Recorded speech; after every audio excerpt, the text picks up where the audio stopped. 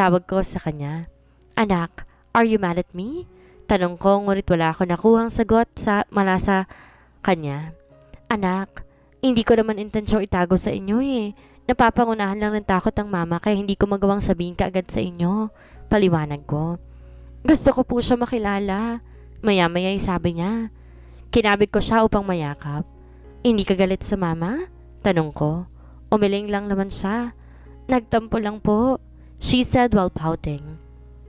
Humiwalay ako sa kanya at saka tinap ang ilong niya bago hinalikan sa noo. Namali siyang niyakap.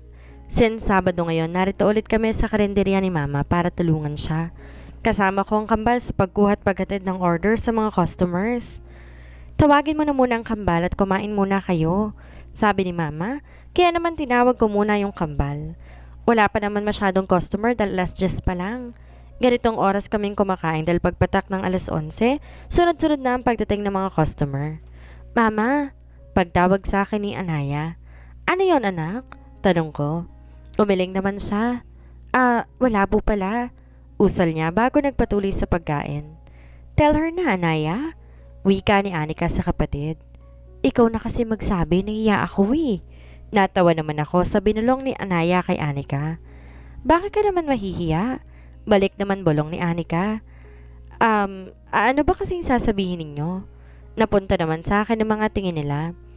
Pwede po ba natin isama si Papa bukas magsimba? Sabay na tanong nila. Pwede naman, but we need to ask him muna kung gusto ba niyang sumama. Sagot ko. I'm sure papayag yon, sambit ni Anika. Teka, try natin tawagan. Sabi ko at mabilis denial ang number ni Eros. Yes? Binigay ko sa kambal ang cellphone ko nang masagot na ni Eros. Ni-loudspeaker ko muna yon para marinig ko rin kung anong isasagot niya. Tell him your name. Bulong ko. Ako po si Anaya. Inagaw naman ni Anika ang phone kay Anaya. I'll do it. Hi, Papa. Gusto mo po ba sumama sa amin bukas sa church? Napailing na lang ako sa inakto niya. Do I have a choice? Kanina pa kaya ako kinukulit itong dalawa na gusto ka raw nilang makita. Sabi ko. He chuckled. Alright. Sakto. Wala akong gagawin bukas kaya sasama ako. Nagdiwang ang kambal kahit na dahil sa narinig. Nagpaalam muna ako sa kanilang tutulong muna kay Mama. Tsaka iniyaan muna silang makipagkulitan sa papa nila. Ayos na sila ng kambal? Tanong ni Mama. Opo ma, kausap nga nila ngayon eh. Sagot ko. Kumain na po ba kayo? Pag-iiba ko ng usapan. Hindi pa nga eh. Sagot niya. Kumain na po muna kayo at ako na po munang bahala sa mga customers natin. Sabi ko. Sigurado ka? Tumango naman ako. O sige. Bibilisan ko na lang kumain para may kasama ka. Usal niya. Sa gitna ng pag-aasikaso ko ng mga customer, nilapitan ako ng kambal. Binigay na sa akin ang cellphone ko. Kamusta ang pag-uusap niyo? Tanong ko sa mga ito. Ang bait niya po, tsaka ang ganda po ng boses niya. Bungisngis ni Anika. Ikaw talagang bata ka eh. Sabi ko sabay gulo ng buhok niya. How about you, Anaya?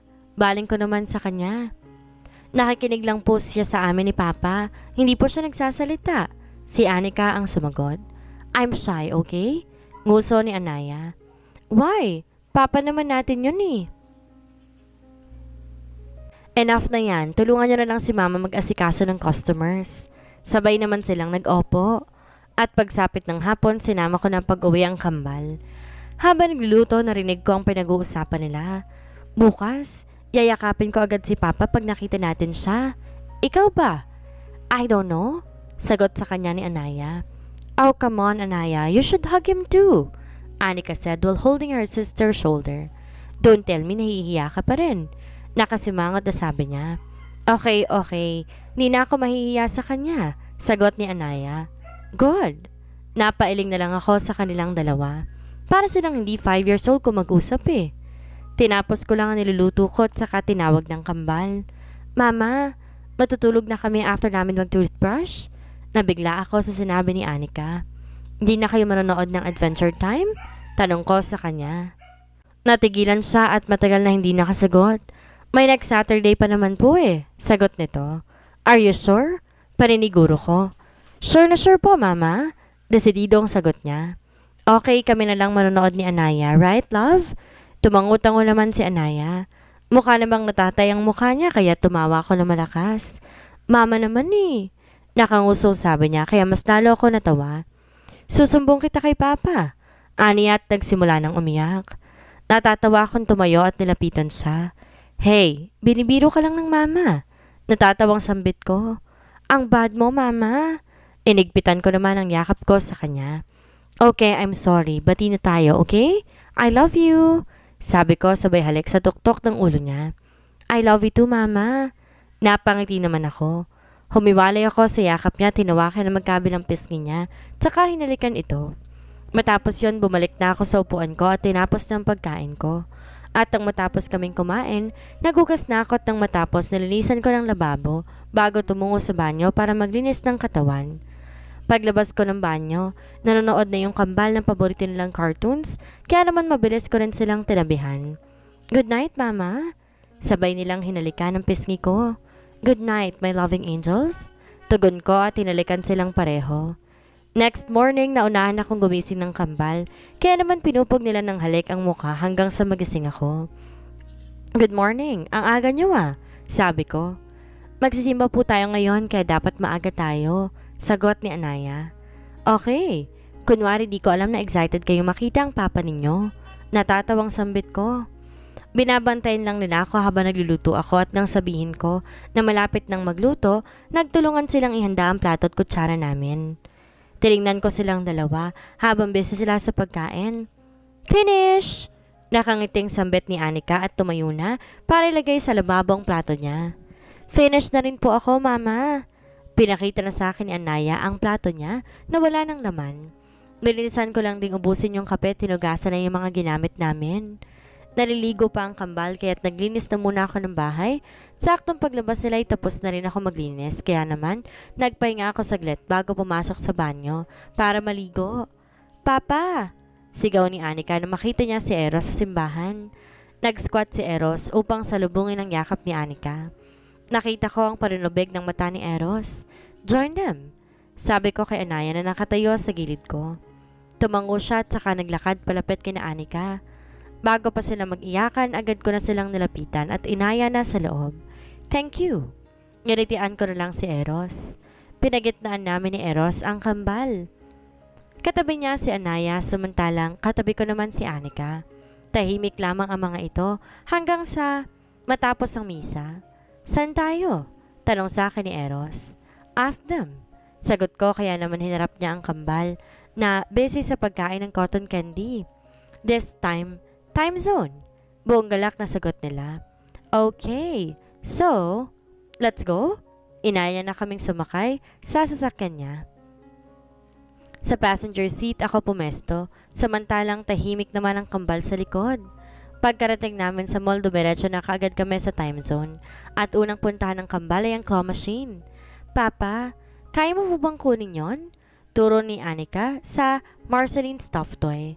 Tapos yun din po para kay Anaya. Turo ulit ng Princess Bubblegum stuffed toy. Of course I can. Watch and learn. Ani at nag-insert na ng token. Wala pang ang ilang minuto niya na nakuha yung Marceline stuffed toy at binigay niya na ito kay Anaya. Tuwang-tuwa naman niya itong niyakap. Ang sunod naman niyang kinuha ay yung Princess Bubblegum stuffed toy. Gaya ng kanina, wala pang ilang minuto nakuha niya na ito at binigay naman kay Anaya. Napangiti naman ako. Ang tagal ng panahon nung lumipas pero ang galing pa rin niya dyan. Na magsawa sila sa claw machine ay nag-aya naman na si Anika sa basketball. Nag-e-enjoy akong panoorin siya kaya naman nalabas ko ng cellphone ko para kunan sila ng litrato at pinost ko na lamang sa aking IG story na may caption na My Treasure. Unang nakakita nito si Lara kaya naman tinadtad niya ako na maraming chat. Mamaya ko na lang siya re-replyan. Thank you for this day, Alena. Anito nang maihatid kami.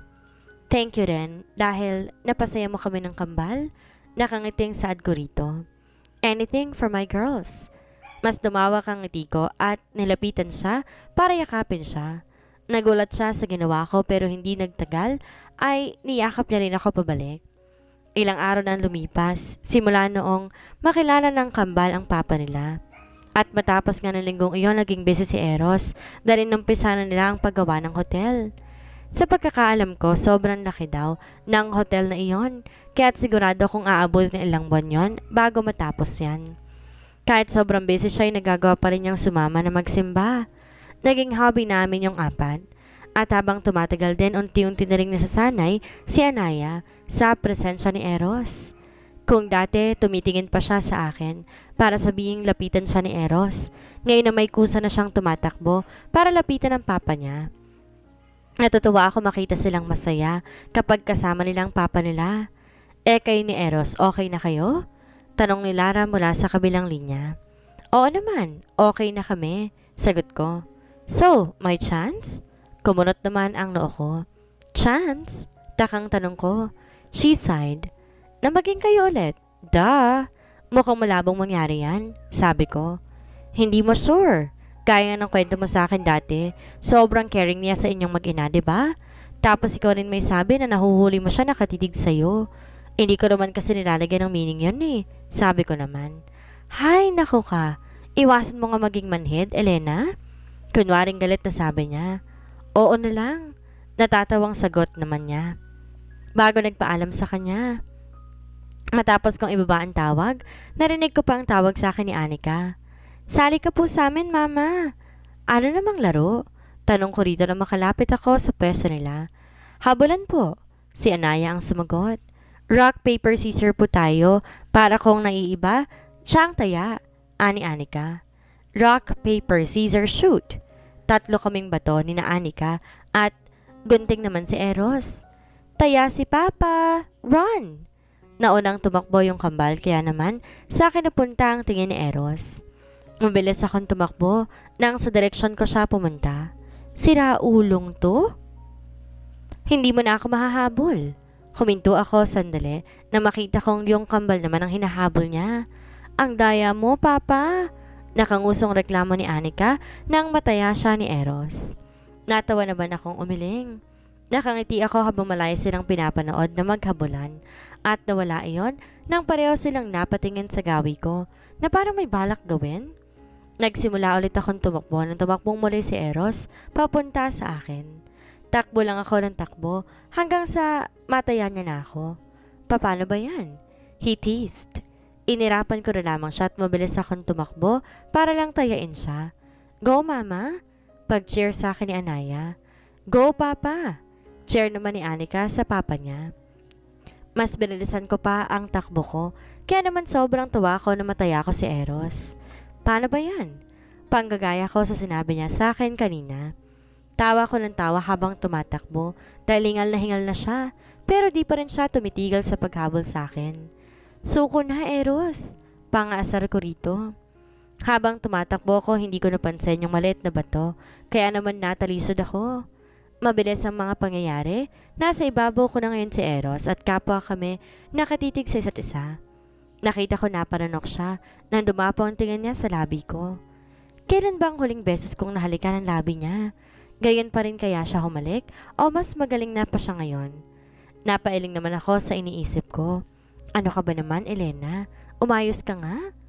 Napatingin akong muli sa mata ni Eros at kita ko kung gaano siya kasabik halikan ako. Dahan-dahan niyang nilapit ang ulo niya sa akin, kaya naman kusang pumikit ang mga mata ko at hinihintay na lumapat ang labi niya sa labi ko. Mabilis ako napamulat nang marinig kong boses ni Anika kaya naman agad kong tinulak si Eros papaalis sa ibabaw ko at saka pinagpagan ng damit ko na makatayo ako. Gusto ko pa ng ice cream, she said while pouting. Ako naman po gusto ko cotton candy, segunda naman ni Anaya. Okay. Sasamahan namin kayo ni Papa? Nagtatalo naman sa tuwa ang kambal. Naramdaman kong nakatingin sa akin si Eros kaya naman agad din akong nailang. Nakakaya yung kanina.